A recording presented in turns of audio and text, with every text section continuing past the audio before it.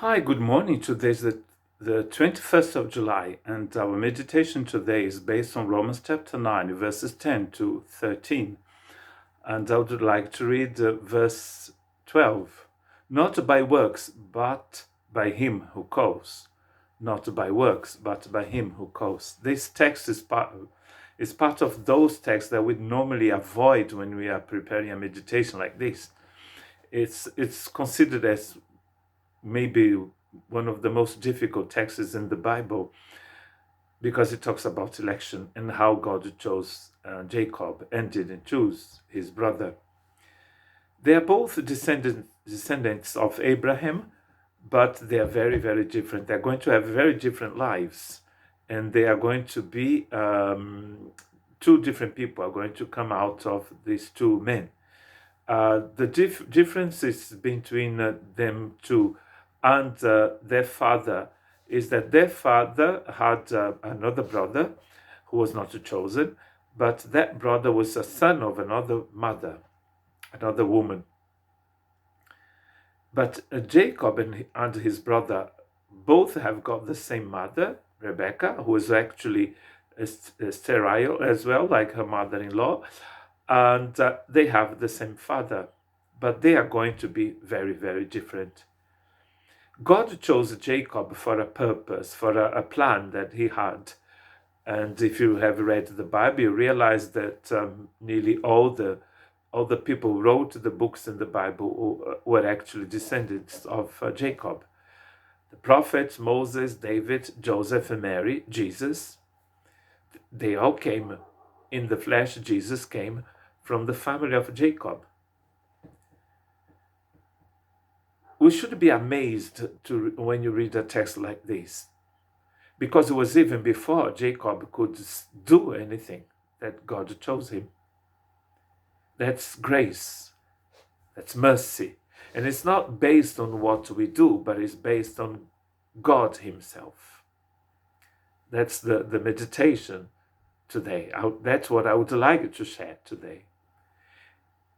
We should be amazed to see what God can do in us, in spite of us.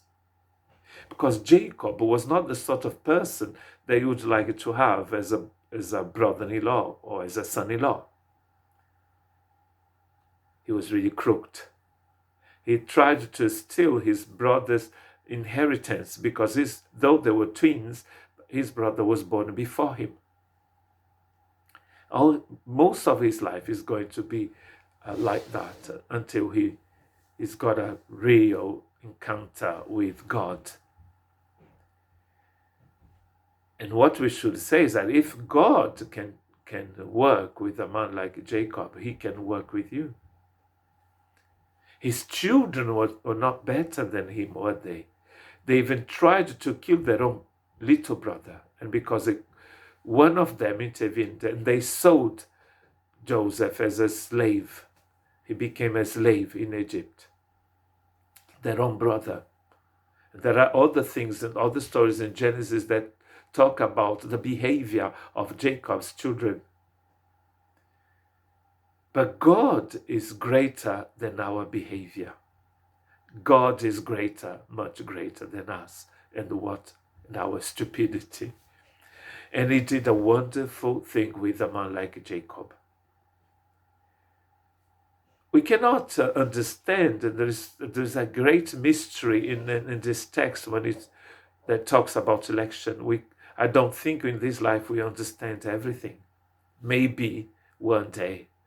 But today we should be amazed of God's grace and how he can choose a person like you to accomplish his project on this earth.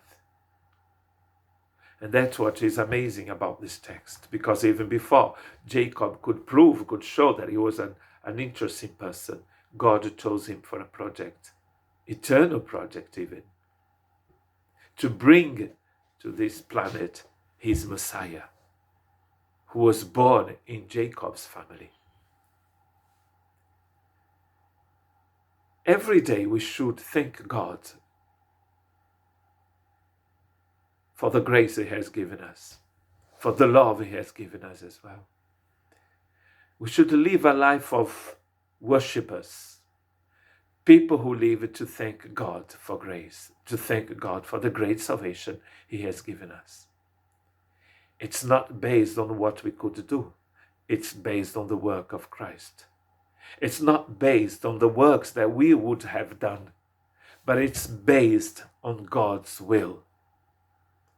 God is a wonderful God, and we can trust him.